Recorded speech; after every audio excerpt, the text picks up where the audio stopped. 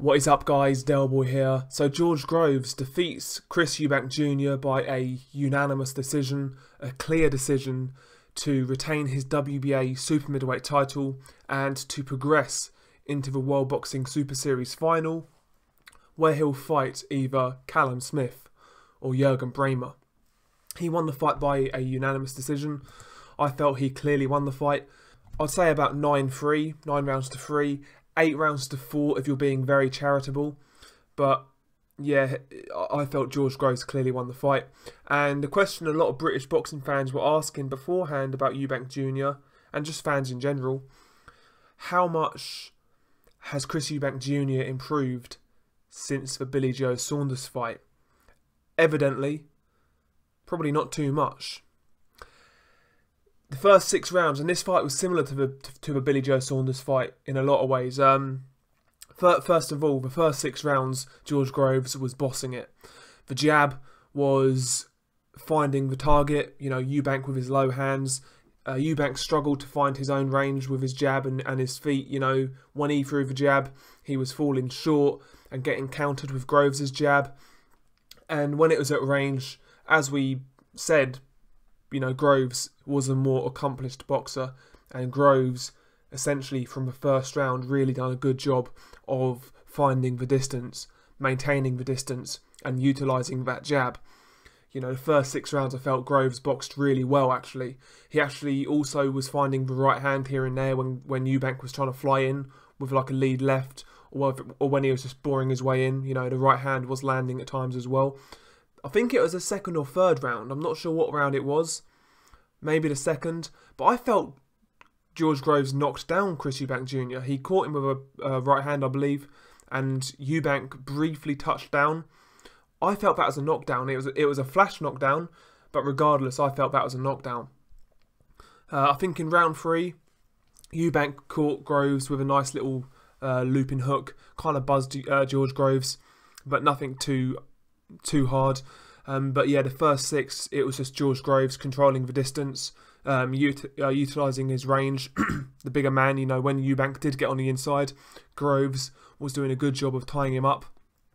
And I said about George Groves should watch the Kovalev-Ward fight, in the first fight, where Kovalev done a very good job of tying Ward up when Ward got on the inside. You know, Kovalev done a very good job of that in the first half of their fight, and George Groves done a similar job in this fight. He really tied Eubank up on the inside, especially in the first half of the fight. As the fight wore on in the second half, I felt Groves was in control for the most part, but Eubank was having some more success.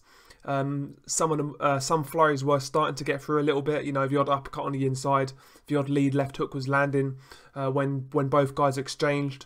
When Groves got a bit reckless, Eubank was having success. As the rounds sort of drew on, you know, he was slowly kind of clawing his way back into the fight. You never felt Groves... Well, I felt Groves had it won, but you always felt that potentially there could be a disaster around the corner if Eubank landed that one perfect shot. But it never came, and George Groves really did a good job of neutralising Eubank Jr. As the fight got really late, like rounds 9, 10 and 11, Eubank was really starting to get desperate. He was also cut as well. He got cut in the fight early on, and there's a lot of blood in this fight on the Eubank Jr.'s face. And to be fair to Eubank Jr., what he did show he's got a good chin. He did show he's got a good heart, and he has got a fighter's mentality. When he was losing on the cards, he went for it, but he was too reckless. And although the odd shot was landing here and there, Groves was timing him with some good right hands. You know, that chopping right hand down the pipe, and the odd right uppercut here and there. He was constantly spinning.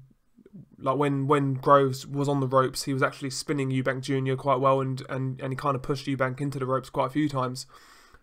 You know, Groves was just a better boxer. He was a better technician. The jab was on point, and you know, he just controlled the range a lot better than Eubank, and that's what lost Eubank this fight. I mentioned it in the prediction video.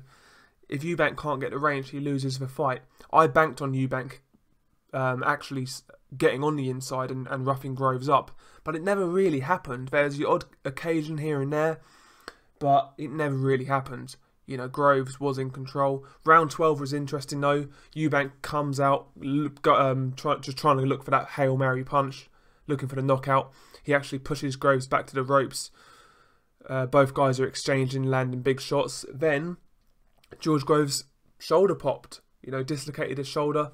And at that point, Groves was under a lot of pressure in the last round. Eubank was teeing off on him in the corner.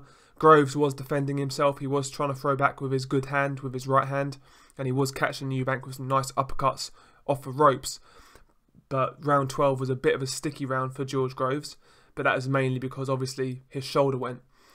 Yeah, I felt George Groves done a very good job here. He done a very good job. Dictated the range.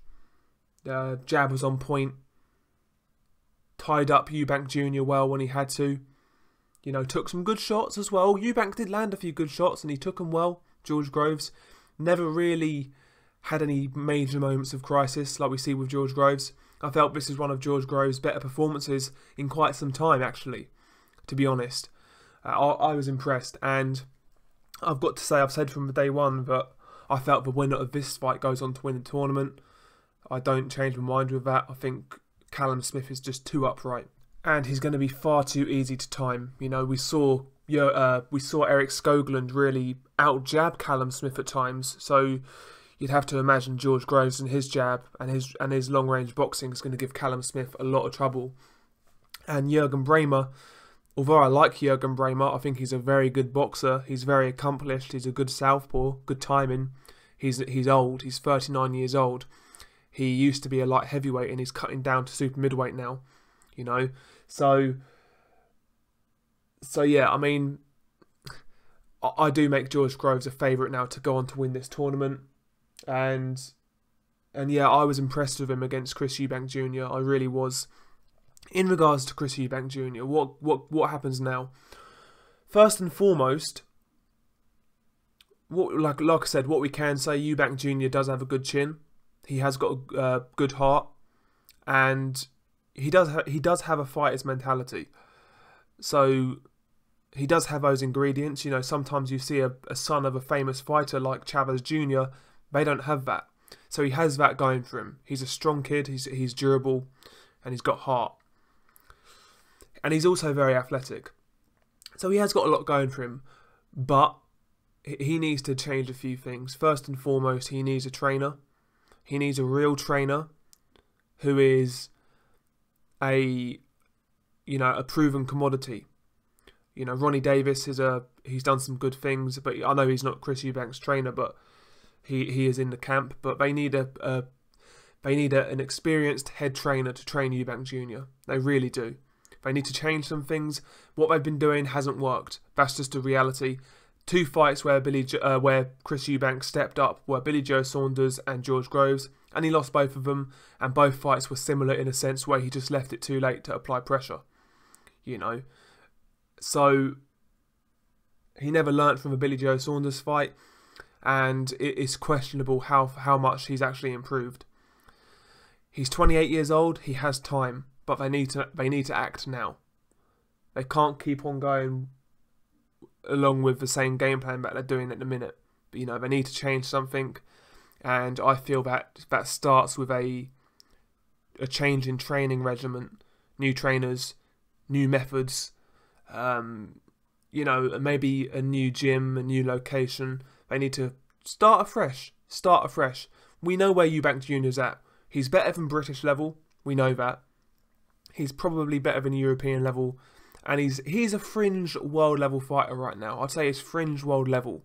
He's a guy with limited boxing ability, but with a lot of physical attributes, you know, athleticism, heart, chin, etc. He's got all of those natural ingredients. So he needs a renowned trainer to get the best out of him, as far as I'm concerned. A trainer where you're going to get world-class sparring constantly, because that's another criticism about Eubank Jr. I've seen, is the lack of quality sparring. You see some of these sparring videos he puts out and they're against nobodies.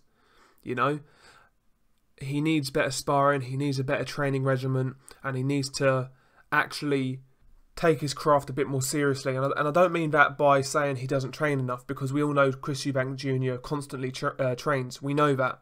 but he doesn't take advice on board, and he needs a tutor. He needs a tutor, and not his old man, not Ronnie Davis, someone completely different with fresh ideas who can mould Chris Eubank Jr.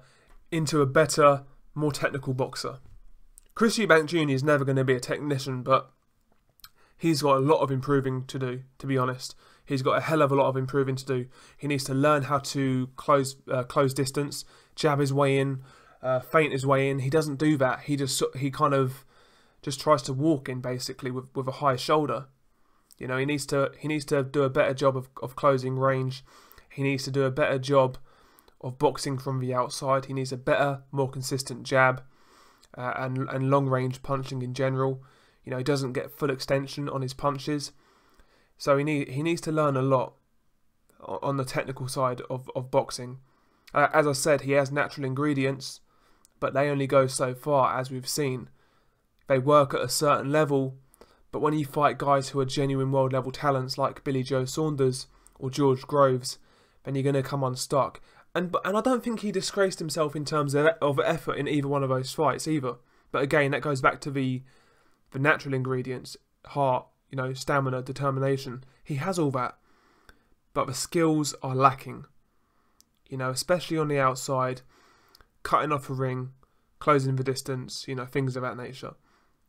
Eubank needs a lot of improving, and I hope they change some things in their team.